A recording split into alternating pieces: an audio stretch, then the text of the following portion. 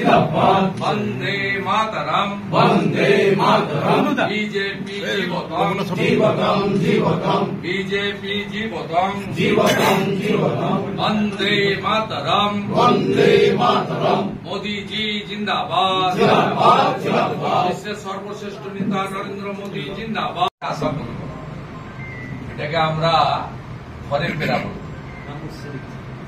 এবং 2021-এ যখন আমি মমতা বন্দ্যোপাধ্যায়ের বিরুদ্ধে এখানে বিজেপির ক্যান্ডিডেট ছিলাম তখন নন্দীগ্রাম দক্ষিণ মন্ডলের সভাপতি ছিলেন ভাই জয়েন্দ্র।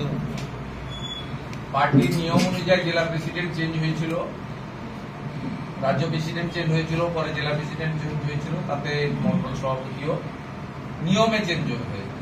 মানে পার্টির যে সিস্টেম আছে কোনো কারণে জয়দেব হয়তো যে আমি আমার মন্ডল থেকে এত লিড করালাম সবাইকে, তারপরে হয়তো আমার প্রতি ঠিক জাস্টিসটা করা হলো না। আমি আর সে কথা তুলতে চাই না, জাস্ট ধুয়ে নিলাম। এটাকে আমরা জয়নিং টয়নিং ইত্যাদি করবো না, আমরা এটাকে এক কথায় বলতে পারি ঘরে ফেরা। আর দ্বিতীয় কথায় বলতে পারি নন্দীগ্রামের প্রেক্ষাপটে দাঁড়িয়ে যে এখানে হিন্দু নেতৃত্ব। বিজেপিতে আপনি ছিলেন, বিজেপি ছেড়ে দিয়ে তৃণমূলে জয়েন করছিলেন, আজকে আবার বিজেপিতে ফিরে এলেন, কেন? কারণ সত্যি কথা বলতে আমরা তো মানে বিজেপিটা হৃদয় দিয়ে করছিলাম, আর বিগত এই যে 2-3 বছর তৃণমূল কংগ্রেস কখনোই পারিনি হৃদয় দিয়ে দলটা করতে। তো সবসময়ের জন্য মনের মধ্যে একটা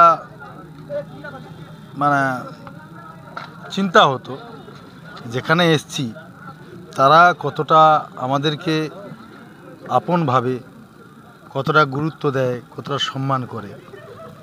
কিন্তু সেই জায়গায় মনে হয়েছে অস্বস্তি বোধ হয়েছে, যে কারণে তারপরেও আমরা তৃণমূল কংগ্রেসে চলে আসার পরেও এলাকার সমস্ত বিজেপি কর্মীদের ভালোবাসা, তাদের আমাদের প্রতি যে সম্মানে ন্যূনতম প্রকোপ পড়েনি। এলাকার সমস্ত বিজেপি কর্মীরা তারপরেও কিন্তু আমাদের প্রতি ভালোবাসা, সম্মান, শ্রদ্ধা, যারা ছোট ছিল এবং বন্ধুত্ব সম্পর্ক, সৌজন্যবোধ ছিল। অথচ তৃণমূল কংগ্রেসে জয়েন করার পরে যে সৌজন্যবোধ বিজেপি কর্মীদের কাছ থেকে পেয়েছি, সেই সৌজন্যবোধ কখনো তৃণমূল কংগ্রেস কর্মীদের কাছ থেকে পাওয়া যায়। তৃণমূলটা ছাড়লেন কেন? তৃণমূল কেন ছাড়লাম? ওই তো তৃণমূল ছাড়ার কারণ তৃণমূল যেদিন ছেড়েছিলাম সেদিন বলে দিয়েছি। না আবার আপনাকে নতুন করে কি বলবো? সত্যি কথা বলতে তৃণমূল কংগ্রেস তো মন থেকে করতে যায়নি, কিছু মান অভিমান, ক্ষোভ, দুঃখ ছিলই। সেই প্রেক্ষাপটে দাঁড়িয়ে আমাদের বেশ কিছু ছেলেপুলে, আমার যারা সতীর্থ সঙ্গী সাথী অনেকেই ছিল, তো আমরা ভেবেছিলাম যে সেই বিগত দিনের কথাটা, যেহেতু দাদা বলে দিয়েছেন, শুভেন্দুবাবু বিগত দিনের কথা বলতে চাইছে না, সেটা বলতে চাইছে না। মোটামুটি ক্ষোভ দুঃখ যেভাবেই হোক তৃণমূল কংগ্রেসে আমরা এসেছিলাম।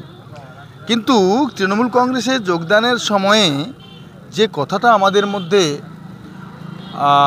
আলোচিত হয়েছিল বা যে প্রতিশ্রুতি তৃণমূল কংগ্রেস দিয়েছিল, আমরা তো বিজেপি 22 সাল পর্যন্ত যখন করেছিলাম, সে সময় এই তৃণমূল কংগ্রেস এক একটা ছেলের বিরুদ্ধে 30, 35, 40 খানা করে মিথ্যে মামলা করেছে।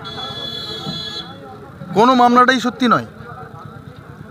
তো আমরা তৃণমূল কংগ্রেসে যোগদানের পূর্বে আমাদের এটা দাবি ছিল যে সমস্ত মিথ্যে মামলাগুলোকে প্রত্যাহার করতে হবে।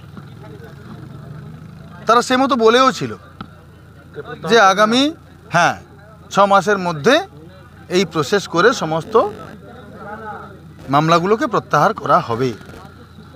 কিন্তু 6 মাস তো দূরের কথা, 3 বছর অতিক্রান্ত হয়ে যাওয়ার পরেও আমরা আজও পর্যন্ত সেই মামলাগুলো বহন করছি। তৃণমূল কংগ্রেসের দেয়া মামলা মাথায় নিয়ে তৃণমূল কংগ্রেস দল করাটা অত্যন্ত লজ্জাজনক। তাই এই লজ্জাজনক অধ্যায়টাকে আমাদের জীবন থেকে মুছে ফেলতে চাই।